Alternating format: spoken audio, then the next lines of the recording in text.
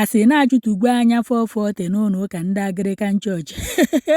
okotorigba ndị be anyị bịakwanụ nụrụ nke na-afịa n'ihu akwụkwọ na-akọwa na ndị Anglican Communion Diocese of Niger na fa achụtugokwanụ Rev Chaluoku na-akọwa na-emeri ya nnyocha na nzacha wee na-achọpụta na ọba onye alenji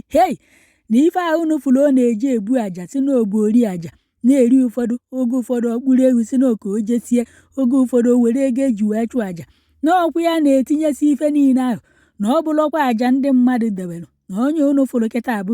ekperima azụrụ azụ nwanne ederi nwa amama na ife ọ na-alụ na nteje bụ onwe nwaanyị ọfụrụ ụmụ ya mebere ọfụma onwe famili ọfụrụ ụmụ ya kpụwe burọkụ ma ọ kpụwa aja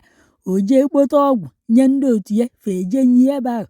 ụpụta ụtụ ọbịata unu na-enyiri ọgwụ bụ unu weluzie ego a ya eji wee kpụ burọkụ ma ogota simenti eke ya ebuo were enye ya ofu na-enwelu ndị ọrụ na-eje enyigatịrị ya ọgwụ ma ebe egolana ma ebe a na-alụ ụlọ nke unu na-afụ ya n'ihu akwụkwọ na-enwere otu nwaanyị nwee gosiri otu mbọchị o je were ọgwụ kekasịa n'ihu geeti ya bụ nwaanyị pụta na-atọghasịa si na ndị mmadụ nyiri ọgwụ ka ụmụ nwaanyị ghara ịgbazi fenti ka fa ghara ịlụ ụlọ unu a na-achọ ịgwa nna akwụghị ụgwọ ewelizie ego a ya eji wee kpoo burọkụ na ife ọzọ eke ya ụzọ igbo were ofu nyezeela ọkụ nnenesi anya bụ ife na-asị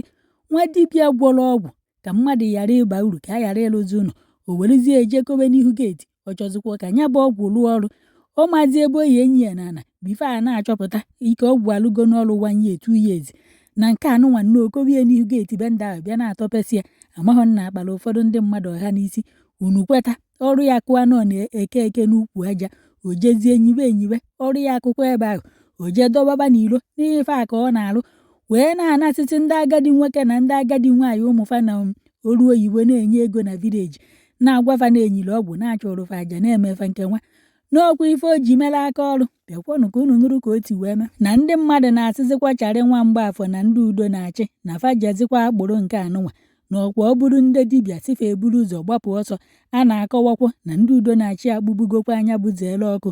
o wee bukola ego niile o gwutere na ojoro ọ napụrụ ndị mmadụ wee tụọ ndị udo na-achị alejediri ya nọkwa m ebe ọ nome ife ndị mmadụ dekwa ka nna akọrọ ụnụ wee nyefa wee hapịa bifo ndị Anglican Diocese fa wee nye ya ọtọ wee na-akọwa na ya bụ leta ndị Anglican Diocese dere n'isi ya na fa dere ya na 27 April 2026 wee na-asị o na ya bụ ịfụnanya Mmadụka na zeela ọkụ anya 440 na afa ya bụ ịfụnanya Mmadụka na afọ ụlọ ụka ebe ọ na-aka ụka bụ St. Paul Anglican Church nke dị na Nteje na fa bụ ndị Diocese na-enye ya suspension n'ụlọ ụka niile nwere na Anglican Church nke dị na Nteje na lizin fa jikwanụ wee na-asị anya ya kadebegodo ubu na fa achọpụtalụ na ọ bụ onye amụma alenji na o ji afa Chineke wee na-asị asị na ọtụtụ ndị mmadụ abịagokwa anụ gbaa akụkọ ọgba ama n'isi ya ka o si eme fake miracle fake testimony na ka o si akwụ ndị mmadụ ụgwọ na fa bụ ndị Diocese akpọgokwa anụ ya bụ zeela ọkụ wee na-ajụ ya na ife afa na-anụ na eziokwu ka asị andị na fa kpọtakwa ndị merụ nnyocha na nzacha n'isi ya bụ zeela ọkụ ka ama na ife a na-akọ n'isi ya na eziokwu ka asị ndị nke ahụ wee na-asị na ya bụ ife bụkwa na eziokwu wee jụọ zeela ọkụ ọ sị na eziokwu na ife niile unu na-afụ ọ na-etinye n'ihu akwụkwọ ọbụkwa etinye afọ ụzọ n'ọkwa alenji ka ọ na-eme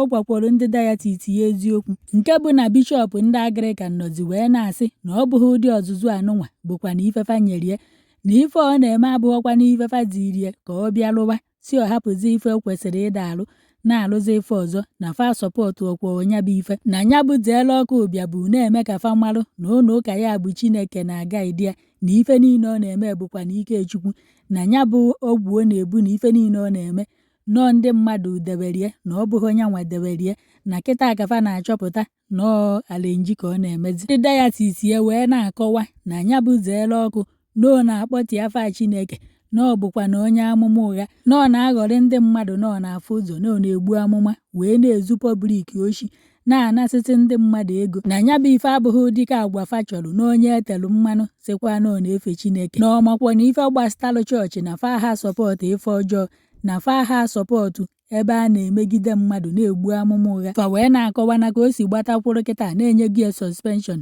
na ego a na-akwụ ndị ụkọchukwu ndị Anglican Church every month na aya adazikwa akwụ ya anya andị na fa ya eme nnyocha na nzacha ọzọ ka a malụ na o nwere ife ndị ọzọ o mekọnyụrụ n'azụ nya ife ndị ọzọ o mekwalụ na femecha anya bụ nnyocha na nzacha wee na-achọpụta na-enwekwara ife ndị ọzọ o mere o tinyere aka ịma anaghị eyipụzie Suzan ya kpamkpam na ọ ya abụzikwa ụkọchukwu ndị Anglican Church ma ọ bụ fa amalụ na ya ahapụzikwana ya ka ọ bịakwa bụrụkwa ụkọchukwu ndị Anglican Church kabakwa ụka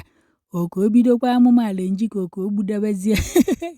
etekwana na ya pọti n'ihu na nke ikpeazụ ebe ụfọdụ nọ na kọmentị wee na-asị na ife ndị Anglican melụ malụ mma ka a na-ehopụ ata n'ụka ebe ụfọdụ na-asị ndị Anglican Church na ọta akafa mana Zeelu Ọkụ bụ onye amụma ala nji na-ekperima azụrụ azụ n'otegori o mewe nya bụ ife nya na oripịago ndị nteje orisigo ego ndị agadi nwaanyị na agadi nwoke nọ vileji na nke afa kpujie kịta na o nwezikwa ife oruzu na onye enwechaghị investment ebe ụfọdụ nọ wee na-asị na mgbe Soludo na ndị Agụneche Mba bidoro ịkpụ ndị mmadụ akpụji akwa na-echeri na Zeelu Ọkụ nọ nke anụnwa nọ na Igbarịam na ọfa na-abụka ka eso na second batch. God bless you. My name is Rev Chaluoku.